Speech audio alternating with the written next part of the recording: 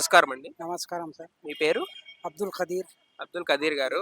Okay. మరి BJP రాష్ట్ర అధ్యక్షుడిగా ఎవరైతే బావుంటదంటారు? Etela Rajender is better.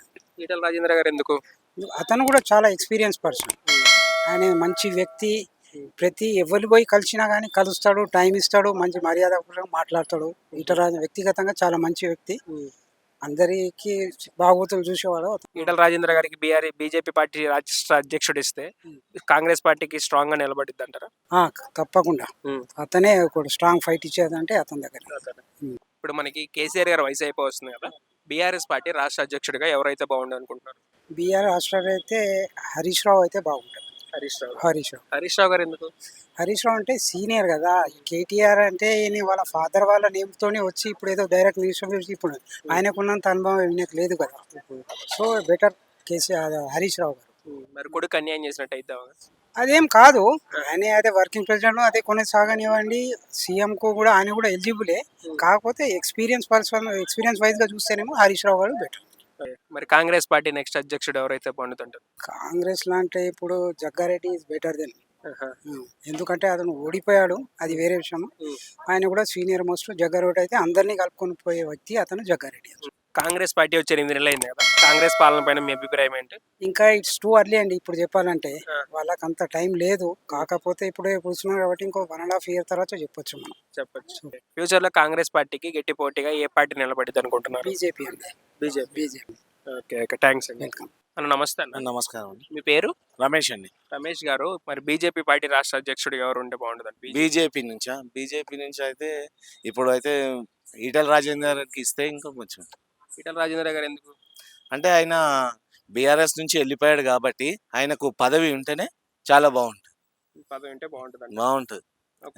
ఈటెల రాజేంద్ర గారికి రాష్ట్ర బీజేపీ పదవి ఇస్తే కాంగ్రెస్ పార్టీతో గట్టి పోటీ ఇస్తుంది అంటారా? ఇస్తాడు, కంపల్సరీ ఇస్తాడు. అది మొత్తం 100%. ఆయన చేసే అభివృద్ధి పనులు మీరు కూడా చూస్తున్నారు.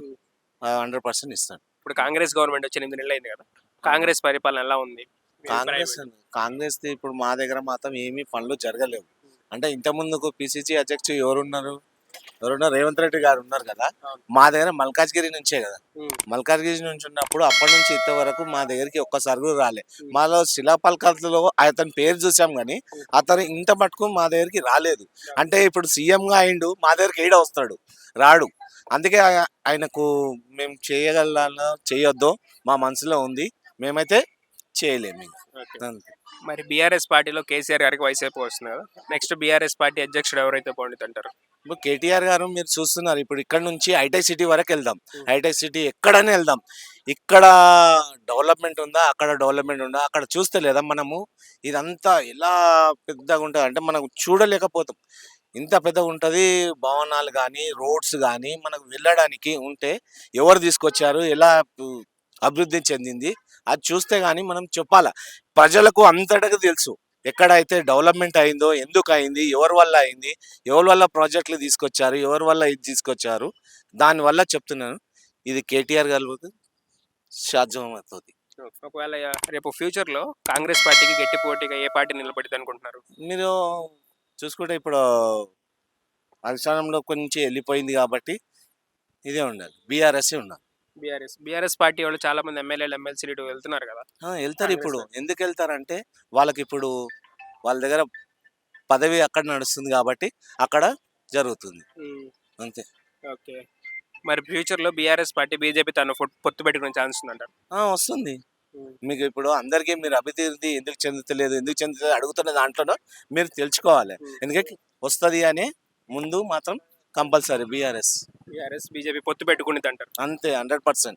ఓకే, థ్యాంక్స్ అండి. ఓకే అన్న, నమస్కారం. నమస్తే. మీ పేరు? అహ్మద్ గారు, మరి నెక్స్ట్ బీజేపీ పార్టీకి ఎవరు అధ్యక్షుడు అయితే బాగుంటుంది అంటారు? क्या नाम है इसका? कुछ और है, देखिए क्या नाम है. కిషన్ రెడ్డి గారు, ఈటెల రాజేంద్ర గారు. ఈటెల రాజేందర్. ఈటెల రాజేంద్ర గారు ఎందుకు అనుకుంటున్నారు? काम अच्छा करा वो. ఈటెల రాజేంద్ర గారికి రాష్ట్ర అధ్యక్షుడు ఇచ్చారనుకోండి, కాంగ్రెస్ కి గట్టి పోటీ ఇస్తుంది అనుకుంటున్నారా? మేబీ. ఇప్పుడు కేసీఆర్ గారికి వయసు అయిపోతుంది కదా, నెక్స్ట్ బీఆర్ఎస్ పార్టీ అధ్యక్షుడిగా ఎవరైతే బాగుంటుంది అంటారు?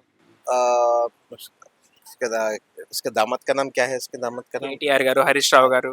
Harish Rao maybe best. హరీష్ రావు గారు ఎందుకు? काम अच्छा करता वो. ठीक है, वो वही बराबर है सीएम के लिए, सीएम पोस्ट के लिए. Okay okay. మరి కాంగ్రెస్ పార్టీకి నెక్స్ట్ పీసీసీ ఎవరైతే బాగుంటుంది అనుకుంటున్నారు? क्या नाम है उसका अभी बोले ना अभी జీవన్ రెడ్డి గారు, మధ్య जीवन रेड्डी జీవన్ రెడ్డి. जीवन रेड्डी